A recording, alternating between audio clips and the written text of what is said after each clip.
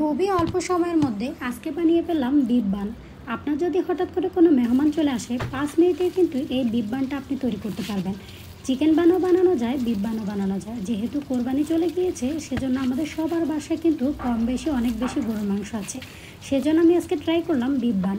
সবাই তো চিকেন বানি বানায়, আমি কিন্তু আজকে ট্রাই করলাম বিফ বান। বিফ বানটা আসলে অনেক বেশি টেস্টি। এখানে আমি আগে ইস্ট দিয়ে সুন্দর করে ডোটা বানিয়ে নিয়েছি।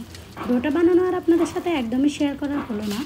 যাই হোক, এটা 5 মিনিটেই কিন্তু করা সম্ভব। যখন আপনার বাসায় হঠাৎ করে মেহমান চলে আসবে, যদি এরকম বিফ কিংবা চিকেন থেকে থাকে তাহলে অবশ্যই আপনি এরকম বান বানিয়ে সবাইকে সাথে 1 কাপ দুধ চা দিয়ে প্রেজেন্ট করতে পারেন, তাহলে অনেক বেশি খুশি হয়ে যাবে। এটা খেতে ভীষণ মজা।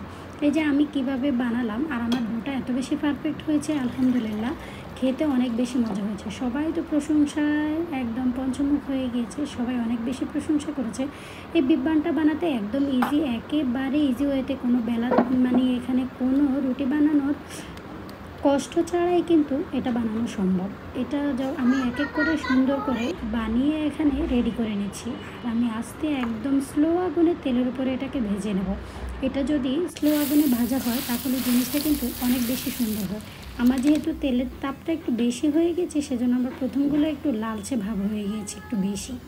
এখন আবার আমি দ্বিতীয়বার কিন্তু আমার বিফ বানগুলোকে আস্তে একদম একেবারে মিডিয়াম আগুনে এটাকে আমি আস্তে আস্তে করে ভেজে নিচ্ছি। মাশাআল্লাহ, দেখেন এটা ফুলে কি সুন্দর হয়ে গিয়েছে।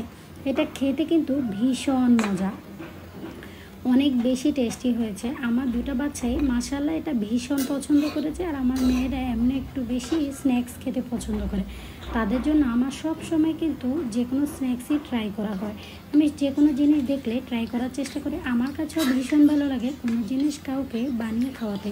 তারা যদি অনেক বেশি খুশি হয় তাহলে নিজের মনটা আসলে অনেক বেশি ভরে যায় আনন্দে। যখন নিজে কোনো কিছু বানিয়ে সেটা পারফেক্ট হয়, সেটা খাওয়াতেও ভালো লাগে, দেখতেও ভালো লাগে, কারো কাছে প্রশংসা শুনতেও ভালো লাগে। আপনারা চাইলে 5 মিনিটের ভিতরে এই বিফ বানটা বানিয়ে ফেলতে পারেন। আপনাদের বাসায় যদি চিকেন থেকে থাকে তাহলে অবশ্যই চিকেন বান বানাতে পারেন। আমার যেহেতু যে বিফগুলো একদম ভাজা ভাজা ছিল সেজন্য আমি বিফগুলোকে দিয়ে খুব ইজিতে এটা বানানো আমার সম্ভব হয়েছে। আমার একদম ফার্স্ট টাইম খুবই সুন্দর হয়েছে। আমি ফার্স্ট টাইম ট্রাই করেছি, আমার কাছে একদম মনটা নিজের কাছে ভরে গিয়েছে। এত ইজিতে চিকেন বিফ বান বানানো যায় সেটা দেখে। আসলে বাসায় যদি গরুর মাংস থেকে থাকে তাহলে অবশ্যই ট্রাই করবেন। এটা খেতেও ভীষণ মজা, দেখতে অনেক সুন্দর, আর এত কম সময়ের ভিতরে সম্ভব হয় যেটা বলার বাইরে। ইস্ট দিয়ে ডোটা বানাতে খুবই ইজি। আপনার ডোটা যদি পারফেক্ট হয় তাহলে আপনার বানগুলো কিন্তু অনেক বেশি পারফেক্ট হবে। আপনার ডোটা যদি পারফেক্ট না হয় তাহলে আপনার বানগুলো এরকম সুন্দর করে ফুলবে না।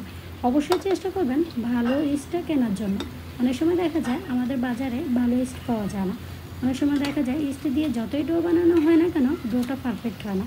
যাই হোক, আলহামদুলিল্লাহ আজকের আমার স্ন্যাক্সটা এত বেশি সুন্দর হয়েছে, সবাই খেয়ে অনেক বেশি প্রশংসা করেছে। সেজন্য আমার কাছে ভীষণ ভালো লেগেছে। আপনাদের কাছে দেখে কেমন লেগেছে অবশ্যই কমেন্টস করে জানাবেন। আমার ভিডিওটা যদি ভালো লেগে থাকে অবশ্যই লাইক, কমেন্ট, শেয়ার এবং ফলো দিতে ভুল করবেন না। সবাই ভালো থাকবেন, সুস্থ থাকবেন। আল্লাহ হাফেজ।